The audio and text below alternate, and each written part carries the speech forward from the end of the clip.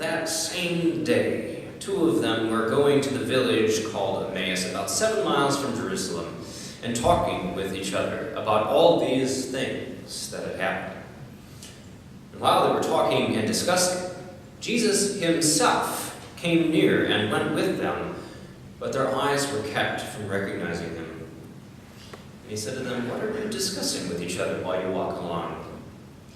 And they stood still, looking sad. Then one of them, whose name was Cleopas, answered him, "Are you the only stranger in Jerusalem who does not know the things that have taken place there in these days?" And Jesus asked them, "What things?" And they replied, "The things about Jesus of Nazareth, who was a prophet, mighty in deed and word before God and all the people, and how our chief priests and leaders handed him over to be condemned to death and crucified. But we had hoped that he would be the one to redeem Israel. Yes, and besides all this, now it is the 3rd day since these things took place. And moreover, some women of our group astounded us. They were at the tomb early this morning, and when they did not find the body there, they came back and told us that they had indeed seen a vision of angels who said that he was alive. And some of those who were with us went to the tomb and found it just as the women said, but they did not see him." Then he said to them, "Oh, how foolish you are, and how slow to heart to trust all that the prophets have declared. Was it not necessary that the Messiah should suffer these things and to enter into his glory?" Then beginning with Moses and all the prophets, he interpreted to them the things about himself in all the scriptures. And as they came near the village to which they were going, Jesus walked ahead as if he were going on. But they urged him strongly, saying, "Stay with us, because it is evening and the day is now nearly over." And so he went with them to stay with them. And when he was at the table with them, he took bread, and he blessed it, he broke it, and he gave it to them. Then their eyes were opened, and they recognized him, and he vanished from their sight. And they said to one another, "Were not our hearts burning within us while he was talking to us along the road, while he was opening the scriptures to us?" In that same hour they got up and they ran to Jerusalem. And they found the 11 and their companions gathered together. And they were saying, "The Lord has risen indeed, because he has appeared to Simon." And then those 2 disciples told what had happened on the journey, and how he had been made known to them in the breaking of the bread. This is the gospel of the Lord. Praise to you, O Christ. Hallelujah, Christ is risen. He is risen indeed. Hallelujah. Grace to you and peace in the name of the risen Christ. Amen. Amen. Our gospel lesson takes us back to that first day of the week, the same day that Jesus rose from the dead, and Mary Magdalene and Joanna and Mary, the mother of James, had gone to the tomb. And they had found that the stone had been rolled away and the tomb was empty. And 2 angels showed up to them and asked them, "Why are you looking for the living among the dead?" And they had gone back and told the rest of the disciples who were gathered together in one place. And Peter himself then went and looked. And sure enough, the stone was rolled away. The tomb was empty. Jesus was not there. In the midst of all of that, as is going on, they've had a day. A couple of the disciples, they're worn out. And they're to say, it's time to go home. And so those 2 disciples, those 2 followers of Jesus, one of whom we know is named Cleopas, they're walking back to a village of Emmaus, which is just, about 7 miles away. And while they're walking, they're very vigorously discussing with one another these things that have happened. There's so much that has gone on. I mean, they're dealing with the shock and the trauma of what had happened from the 3 days before on Thursday night when Jesus had been arrested all the way through Jesus' crucifixion. They're dealing with profound grief at the death, the brutal death of their friend, their leader, their teacher. They're dealing with shattered expectations of who they thought that Jesus was and what they thought that Jesus was going to do. And now they're dealing with this confusion of these reports that they've heard from this group of women who had gone to the tomb, and then of Peter, that the tomb was empty, that Jesus' body was nowhere to be found. And they don't know what to make of it all. They don't know what to make of it. While they are on that journey to Emmaus, Jesus himself shows up. He walks with them, and he talks with them. But because of all that stuff that they have going on, the shock, the trauma, the grief, the confusion, they are not able to recognize Jesus, even though he's right there, walking with them. And when they get to the village of Emmaus where they're going, they invite Jesus to come in and to stay with them. And they still, at that point, they don't recognize him, even though he's been teaching them about the scriptures like he had so many times before. They don't recognize him until they sit down for the evening meal. And Jesus takes the bread, he blesses it, and he breaks it, and gives it to them. Just like he did 3 days ago in his last meal with the disciples. Then, in that moment, they recognize Jesus. They recognize that Jesus is with them. And even though Jesus then disappears from their presence physically, they also realize that Jesus had been with them that whole journey, walking with them and talking with them.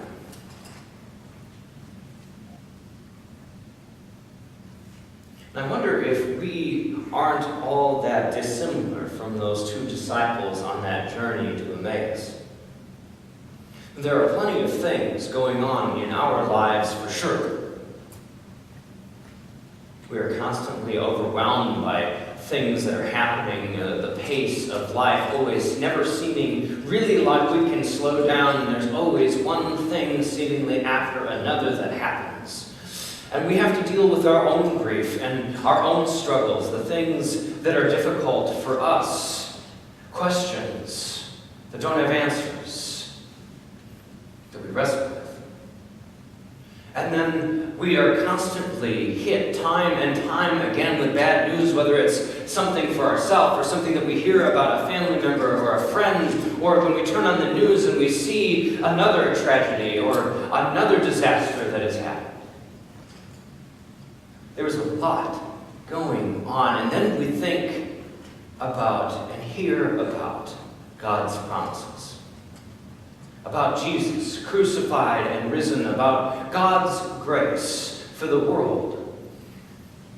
And we think about God's promise of love, we think about God's promise of forgiveness, and we hear the profound promise that we heard in the reading from Revelation this morning, that because Christ is risen from the dead, there will be a day when death will be no more, when mourning and crying and pain will be no more, and when God will wipe away himself every tear from our eyes.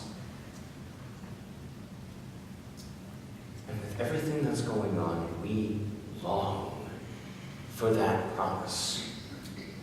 We long for Jesus to be with us in that way, that Jesus to be close enough to us to wipe away the pain, to bring us peace, to bring us love, to wipe away our tears.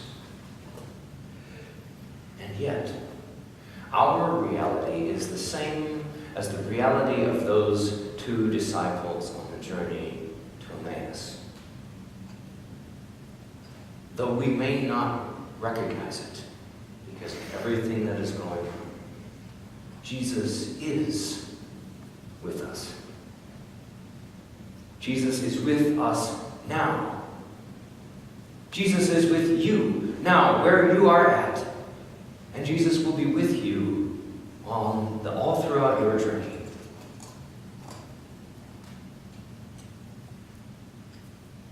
I wonder what some of those things are that get in the way of our recognizing that Jesus is with us. I myself have had several times over the course of my life where it's been difficult for me to recognize that Jesus was with me. And one of those was the last couple of weeks in my seminary career, in my final semester there at seminary, and I had just received the call to come here and to be your pastor, and I was trying to get things ready for that. And Elise and I were going back and forth quite frequently from Dubuque to Muscatine to try and get things ready here and to find and to purchase a house. And then I was trying to plan my ordination and trying to coordinate that with Elise's ordination. And then there was the whole trying to finish up the last week of grad school, the last couple of weeks of grad school with all the final papers and projects going along with that. And then on top of all of that, on the personal side of things, I was getting ready to say goodbye to all these people that I had come to know and to love before we got scattered across the church and across the United States. And there were several of those relationships that were relationships that I regretted that I hadn't done more, that I hadn't invested more in while I had them. Things just kept happening. It was so fast-paced, and it seemed like the only break really that I could get was just a handful of times that I was able to go and throw frisbee with a couple of those two teenage boys that I've talked about in my sermons previously. That was my only break, seemingly. Now, I was exhausted. I was tired, mentally, physically, spiritually. And I was maybe even a little bit depressed. But for sure, I was wondering how I was going to make it through those last couple weeks of seminary. Until one day, when I walked in to go to chapel, those two teenagers were able to be there that day because they were out of school either for spring break or for an in-service day. And they had decided on their own that they were going to sit with me rather than with their families in chapel. So they sat one on my left and one on my right.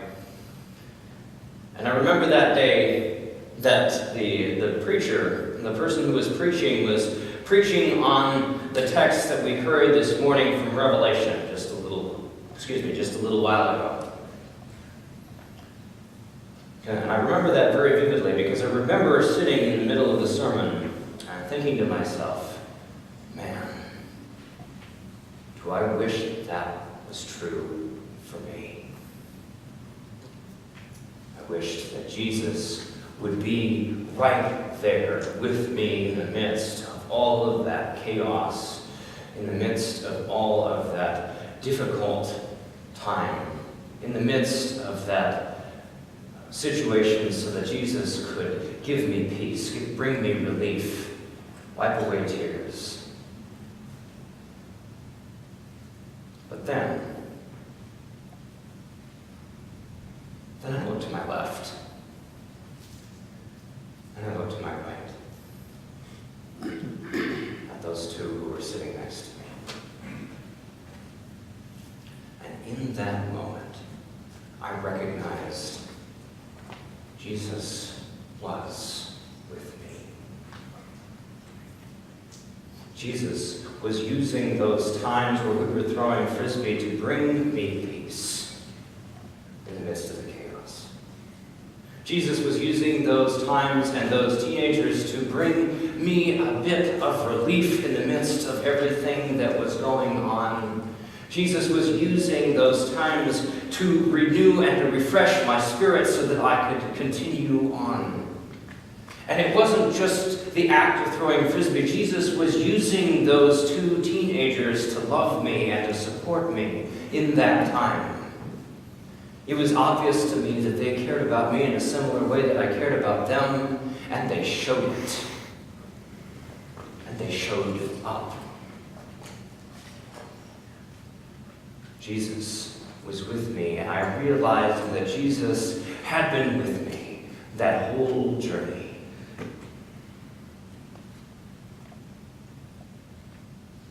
I wept that day as I went to communion because I recognized that Jesus was with me not just in the bread placed in the palm of my hand that was blessed and broken for me. Jesus was not just with me in the cup in my hands that was poured out and shared for me, but Jesus was with me right there on either side. And I knew that Jesus would be with me as I continued on my journey. Brothers and sisters, Jesus is with you.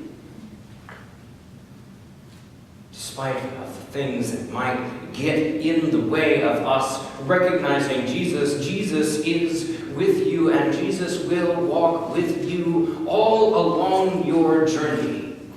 Jesus is with you in your joy and your sorrow, in your laughter and in your pain, in your life and in your death. Jesus walks with you. Jesus is with you in those who surround you and care for you and pray for you. Jesus is with you in the words of forgiveness declared to you. Jesus is with you in the word written and proclaimed to you. Jesus is with you in the song and the prayer that we lift up to God together. Jesus is with you in the midst of this community of faith.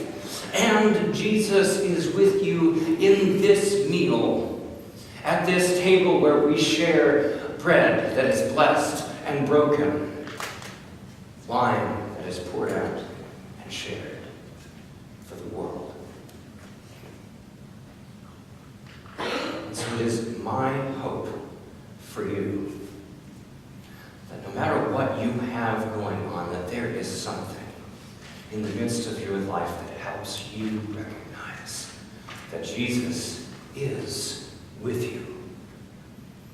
And if nothing else, then come to the table and receive bread blessed and broken for you. Receive Jesus present with you in the cup that is poured out and shared for you. Jesus, the one who is crucified, and indeed the one who is risen from the dead, is with you wherever you are at. And Jesus will be with you as you journey. Amen. May the grace of God, which surpasses all human understanding, keep and guard your hearts and minds in Christ Jesus.